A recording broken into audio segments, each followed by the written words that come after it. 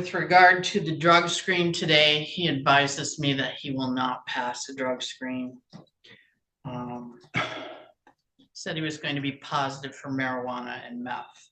This is absolutely ridiculous. Now you come in here telling me I can't go to jail, Judge, because, I'm going to lose my job and I value my job. I mean, how bad of a problem do you have when you know you're being watched? You're coming in to get sentenced for violating your probation, for using meth, and you come in here dirty for meth.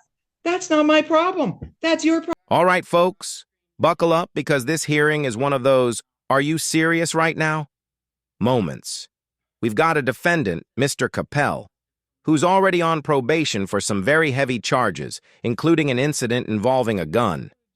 And today he walks into court fully admitting that he's not going to pass his drug test. Why? Because he's positive for marijuana and meth. Yeah, you heard that right. Now imagine this. You're already on thin ice with the court. You know they're watching you. You're coming in to get sentenced for violating probation because of meth use. And you stroll in dirty for meth again. That's not just a mistake. That's self-sabotage at Olympic level. The judge takes one look at this and... In regard to the matter then, did you have a chance to go over the resentencing recommendations with Mr. Capel? I did, Your Honor. There's nothing of a factual nature that we need to address in there. I did talk to Mr. Capel about his payments.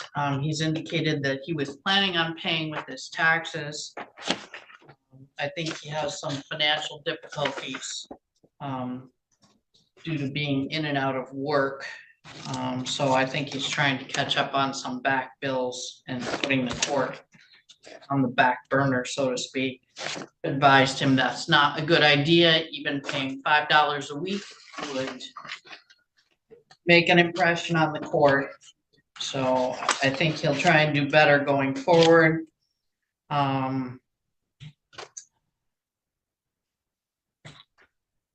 With regard to the drug screen today, he advises me that he will not pass the drug screen. And in what respect are we not going to pass? Said he was going to be positive for marijuana and meth. Well, I think that's a real good reason, Mr. Capel, to start looking at why you can't make any probation cost payments. You're spending it all on meth. Anyway, go ahead, Ms. Schaub. I'm sorry. Go ahead. Your Honor, he was honest with me that he would not pass. I discussed with him where he got it, and he apparently said it was a gift. But obviously, given his circumstances, that was not a wise choice. But he does have a full-time job. If he goes to jail for 15 days, I don't know if that job will be available when he gets out of jail. So I don't know what the court wants to do with Mr. Capel. I don't know how. I had notes prior to his pleading to this that he had been testing clean and doing what he was supposed to do, but apparently he's gotten a little bit off track. I'm hoping the court will give him one more break and not put him in jail today. Thank you. Mr. Capel, anything you'd like to add? Yeah, I work at hometown right now. We're reduced to winter hours. What? We're reduced hours right now because it's the slow season. So I'm only getting like 32-ish a week. So it's like $500 a paycheck, roughly, give or take, after taxes. But I should have enough today for, if not half, majority of the court costs that I owe because of 4 seasons. I clocked enough hours, I think. I'm just waiting on the W-2 SE. I worked there for 2 days. Basically says, that's not my problem, that's your problem. And honestly, hard to disagree. What makes this even more ridiculous is the excuse train that follows. His attorney tries to soften the blow, saying he's struggling with work hours, he's behind on bills, he even planned to use his tax return to pay probation fees. And then, the cherry on top, apparently the meth wasn't even bought. Nope, it was a gift. A gift. Who? in the world gets meth as a birthday present? That's not a gift. That's a cry for help. But here's the kicker. Instead of showing remorse, instead of apologizing for messing up yet again, this guy starts bargaining with the judge about his probation payments. Like paying down a balance somehow cancels out failing a drug test. It's like he thinks he's at a pawn shop negotiating a refund, not standing in a courtroom with his freedom on the line. And let's not forget, this isn't some harmless case of missing curfew. His original charges were violent. We're talking about pulling a revolver in a domestic dispute. So when the judge looks at him today and sees the same pattern, meth use, bad decisions, zero accountability, red flags are flying. Well, Mr. Capel, anything else you'd like to add? May should go back to regular hours, so I'll have a lot better time How long have you been there? since July. And what are you working now then? What's a rotating schedule? So it's 8 to 4 with Wednesday off, and then the Saturday off for my work camp, and then it's 9 to 4 or 9 to 5 with Wednesday off, and then I work that Saturday 8 to 1. That's if I don't get sent home early, because we have a high school kid that comes in about 3:30. I usually let him get a couple hours for the end of the day there. Well, I have some serious concerns here. This was an underlying felony, Mr. Capel. You had 2 charges of assault with a dangerous weapon, felonious assault, felony firearm, reckless use of a firearm, and it was a very troubling underlying situation. In a dating relationship, argument the day before, pushed her on several occasions. Victim and another victim were present in the apartment. You became upset, retrieved a revolver from your bedroom, brandished the revolver, and demanded everyone leave the apartment. That was pled down by the prosecutor's office. You ended up pleading on a domestic violence, an assault and battery, and a reckless use of a firearm, all in misdemeanor court. That you were placed on probation for in January of 2023. Your bond condition, sir, where you were not supposed to be using marijuana or other types of controlled substances that weren't prescribed to you way back in November of 2022. That was put into place. That continued when you were sentenced in January of 2023. In regard to the matter, then, we've had several blips with your probation, and then most recently, what you're being sentenced for today was on September 20th, you had a positive for methamphetamine. Here we are in January of 2024, and your lawyer's telling me you're still going to be positive. I lowered your payment to $100 a month starting back then in October, and you still haven't made any payments because from what it seems like to me, the money's going out the door. Maybe you've got less hours, but you have not. How do you justify purchasing methamphetamine? You can't. And maybe it was a gift, maybe it wasn't, but now we got September and January on top of everything else going on here. It sounds to me from the behavior that was demonstrated at the underlying charge, you had probably some meth going on that day and an inability to control your anger due to the ingestion of meth. It does not do good things to people. You're lucky you didn't kill somebody that day. Everywhere. And just wait until the judge really lays into him. Because when she starts pulling receipts on his past behavior, things get very real, very fast. The judge doesn't waste any time reminding Mr. Capel who he really is. She pulls out his record. Past assault with a dangerous weapon, reckless use of a firearm, domestic violence. The list is long and it's ugly. She paints the picture, clearly. This isn't just some guy struggling with bad luck. This is someone with a history of violence and poor judgment. And when you throw meth into that mix, It's absolutely ridiculous. Now you come in here telling me, I can't go to jail, judge, because, I'm going to lose my job and I value my job. If you valued your job, you wouldn't have been doing meth. You're being watched. I mean, how bad of a problem do you have when you know you're being watched? You're coming in to get sentenced for violating your probation for using meth, and you come in here dirty for meth. That's not my problem. That's your problem.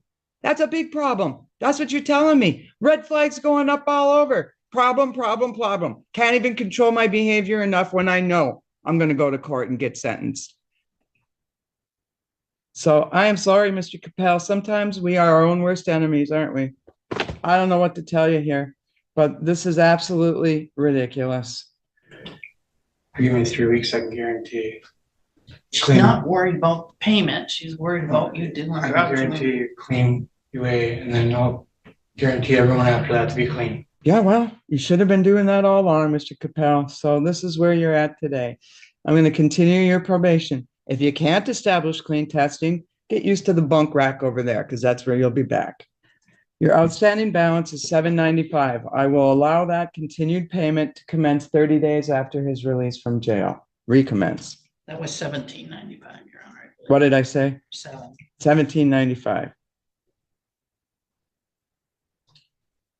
I'm not going to assess another attorney fee. We'll take that off of there. Can I get a report date? I'm going to order 15 days in jail, 0 days credit. I will hold 10 days in abeyance if you successfully pass a drug screen today at booking. If you don't, you will serve the 15 days commencing immediately. You are still required to attend the divert counseling program. You can continue attending that. So, Mr. Capel, if you can't pass the screen today, you're going to be sitting your 15 days. I can't get a check-in date, so. No, it's right now. When you Right now. get out of jail, you check in with your probation officer as soon as possible. Right now, Mr. Capel, you made this bed yourself. Think about it. You got 15 nights to think about it. Sign, and then he'll take you down to probation. Yes, he's going to jail either for 5 days or 15, depending on him.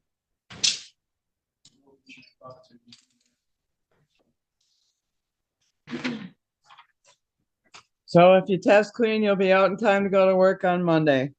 That key is in your hands. I can't do anything about it. In regard to the matter, that's that. Did you understand your appeal rights then, Mr. Capel? Yes, Your Honor. All right.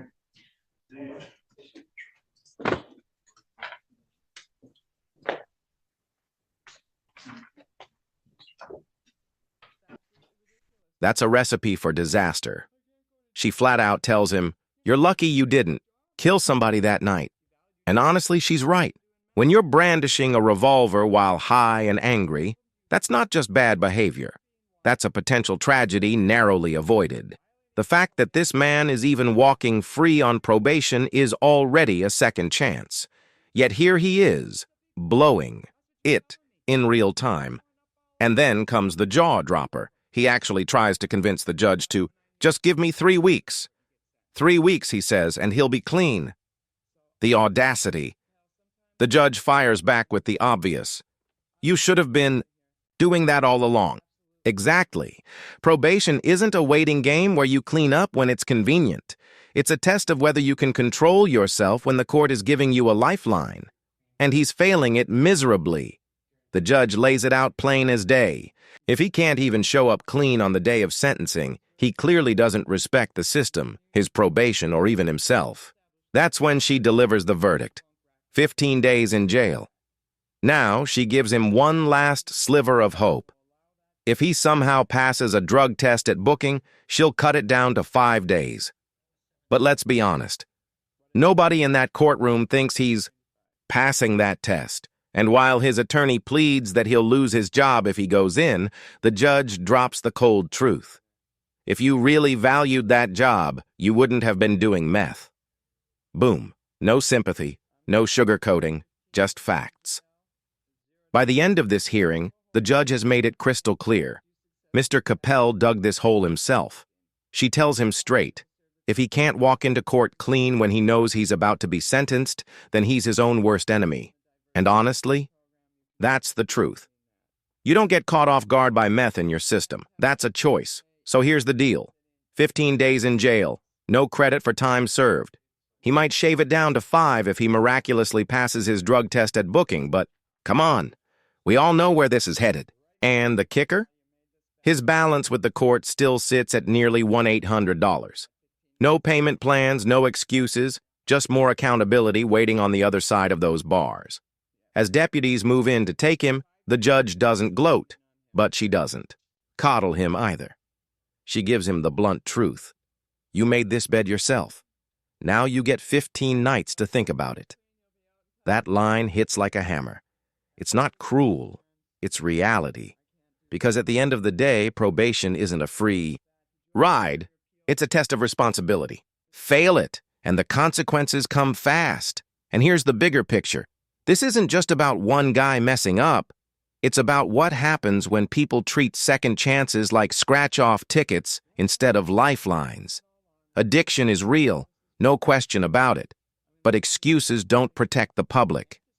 And when someone with a violent history keeps showing the same reckless behavior, the judge has no choice but to act. So what do you think? Was the judge right to hammer him with jail time? Or should she have leaned more on treatment instead of punishment? For me, it's simple. Accountability first, then recovery. Because without accountability, recovery never sticks.